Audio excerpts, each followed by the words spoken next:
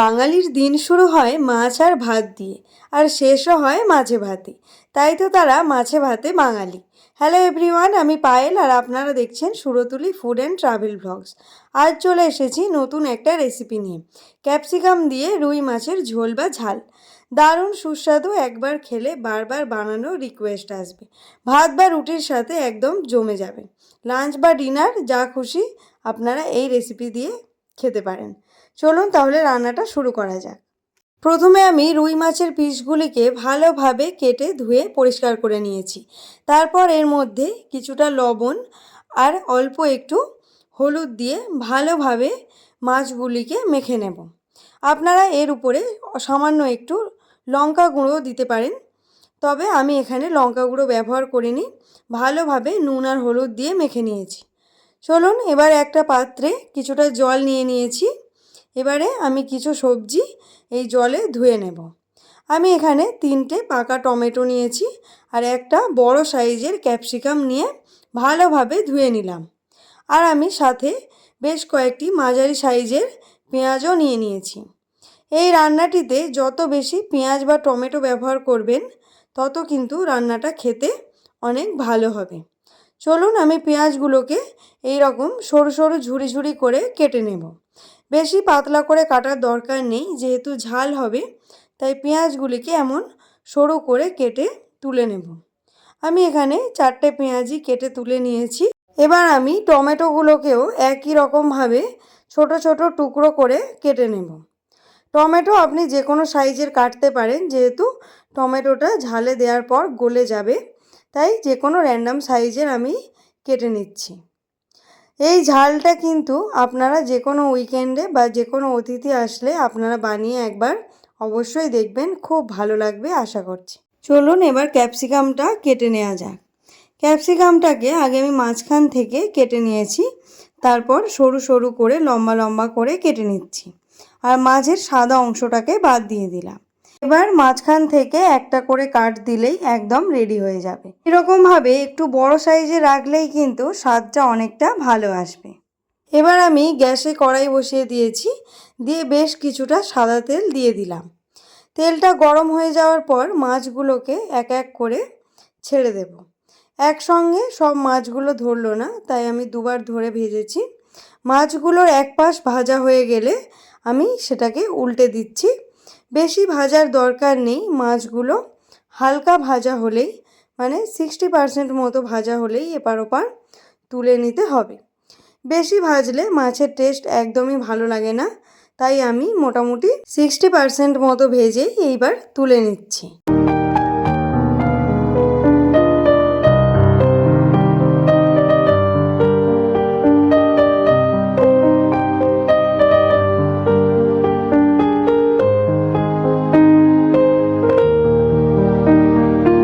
এবার কড়াতে যে বাকি তেলটা পড়েছিল তাতে আমি গোটা 4 এলাচ, 2টো দারুচিনি আর 2টো লবঙ্গ আর 3টে তেজপাতা দিয়ে দিলাম।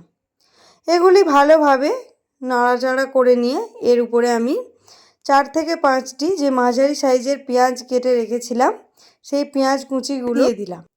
ভালোভাবে এবার আমি নাড়াচাড়া করে নেব বেশ কিছুক্ষণ ধরে, যতক্ষণ না পেঁয়াজটা গলে যাচ্ছে। এর মধ্যে অল্প একটু লবণ দিয়ে দিলাম যাতে খুব তাড়াতাড়ি পেঁয়াজটা গলে যায়। দেখুন আমার এখানে পেঁয়াজটা মোটামুটি গলে গেছে। আমি কেটে রাখা টমেটোগুলো আর কিছু কাঁচা পাকা লঙ্কা এর মধ্যে দিয়ে দিলাম। টমেটোর পরিমাণটা একটু বেশিই দেবেন। এই রান্নাটিতে টমেটোর পরিমাণ কিন্তু একটু বেশি লাগবে, মানে যতটা পরিমাণ পেঁয়াজ দিয়েছেন ঠিক ততটাই টমেটো আপনাদের দিতে হবে। পেঁয়াজ আর টমেটো ভালোভাবে বেশ কিছুটা সময় হাতে নিয়ে নাড়াচাড়া করতে হবে, যতক্ষণ না টমেটোটা ভালোভাবে গলে যাচ্ছে। টমেটোটা গলতে বেশি সময় লাগে না, মিনিট 2-3 এরকমভাবে ভালোভাবে চেপে চেপে নাড়াচাড়া করলেই টমেটোগুলো গলে যাবে। চলুন আমার এখানে মোটামুটি হয়ে গেছে। আমি এবার এর মধ্যে 2 চামচ রসুন বাটা আর 1 চামচ আদা বাটা দিয়ে দিলাম। এবার আমি আদা রসুনটাকে ভালোভাবে পেঁয়াজ আর টমেটোর সাথে কষিয়ে নেব বেশ কিছুটা সময় ধরে। আদা আর রসুনের কাঁচা গন্ধটা চলে গেলে এবার যে আমি ক্যাপসিকামটা কেটে রেখেছিলাম টুকরো করে, লম্বা লম্বা সাইজের একটু বড় বড় করেই ক্যাপসিকামটা কাটতে হবে। ক্যাপসিকামটাকে আমি এবার মশলার উপরে দিয়ে দিলাম, আর সাথে কিছুটা লবণ ক্যাপসিকামের উপরেও দিলাম। এবার এই সব কিছুকে আরও ভালোভাবে বেশ কিছুটা সময় নিয়ে নাড়াচাড়া করব। ক্যাপসিকামের সাথে মশলাটা ভালোভাবে যতক্ষণ না লাগছে নাড়াচাড়া করতে হবে। এবার আমি এর মধ্যে 1 চামচ চিনি দিয়ে দিলাম। এই রেসিপিটা কিন্তু একদমই টক ঝাল মিষ্টির কম্বিনেশন হতে চলেছে, যেটা আপনাদের খুবই ভালো লাগবে। অবশ্যই বাড়িতে এই রান্নাটি করে দেখবেন।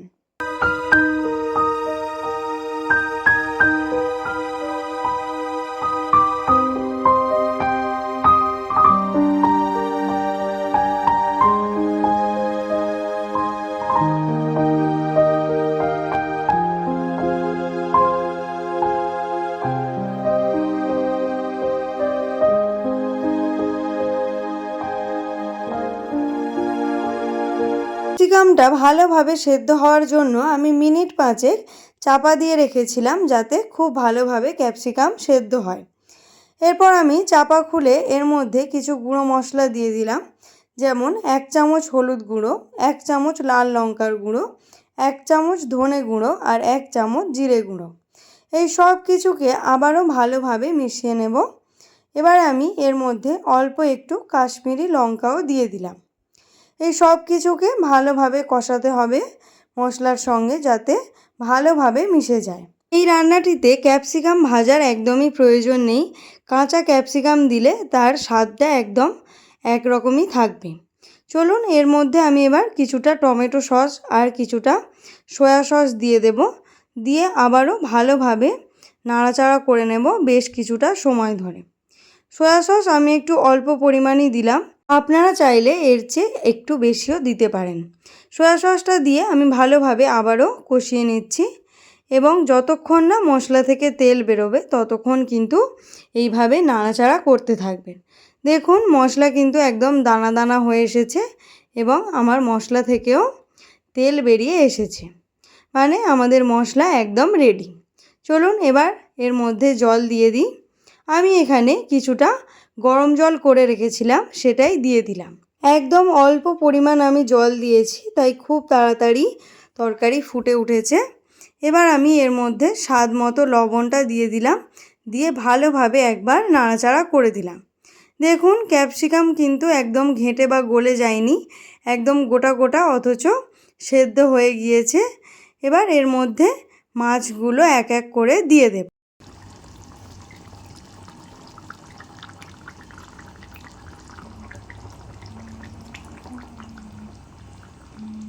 মাছগুলো দেওয়ার পর আমি ঝোলের সাথে ভালোভাবে ডুবিয়ে দিলাম, আর তারপর আমি মিনিট 5 ফুটিয়ে নিয়েছিলাম।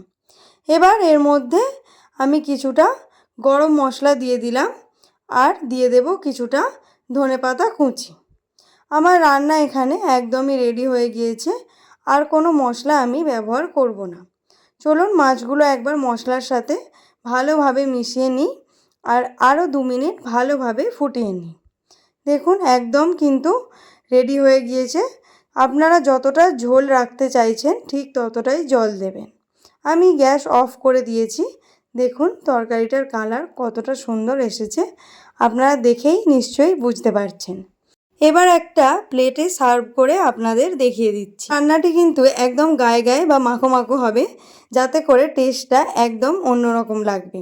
বিয়েবাড়ির স্টাইলে তো আপনারা অনেক রকমের রেসিপি খেয়েছেন, কিন্তু এই রকমভাবে ক্যাপসিকাম দিয়ে একবার রুই মাছ করে অবশ্যই দেখবেন। আশা করি আপনাদের খুব ভালো লাগবে।